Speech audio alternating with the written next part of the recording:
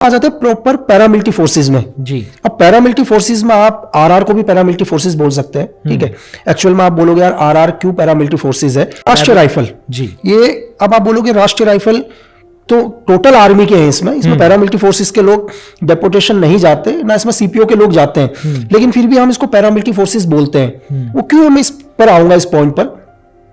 और फिर हम आ जाते हैं नॉर्थ ईस्ट के अंदर एक फोर्स है असम राइफल, वो भी पैरामिलिट्री फोर्सेस के अंदर है। ये सब आर्मड फोर्सेस के अंदर आते हैं। इनका चीफ टोटल मतलब एक प्रेसिडेंट इनका सुपीरियर होता है, जो हमारे देश के जो प्रेसिडेंट है वो आर्मड फोर्सेस का सुपीरियर वही है, ठीक है। लेकिन जैसे हम लोग नीचे आ जाते हैं तो जो चीफ ऑफ आर्मी स्टाफ हो आज के टाइम में सीडीएस, जिसके अंडर में तीनों थल जल वायु, इनका जो सुपीरियर है चीफ है वो हमारे सीडीएस हो गए, ठीक है सर।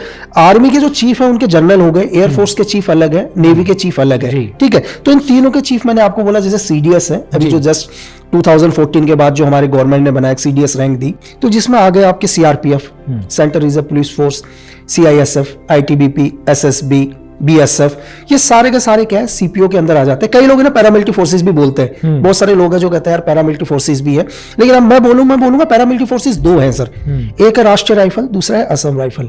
अब दोनों क्यों है मैं आपको डिफरेंट बताता हूँ। तो दुनिया का एक लॉ है सर, यूएन का एक लॉ है, वो हम पर ही नहीं पूरी दुनिया पर फॉलो करते हैं उस लॉ को, कि हर देश को रूल है कि आप इतनी ही आर्मी रख सकते हो, इससे ऊपर आप आर्मी नहीं रख सकते।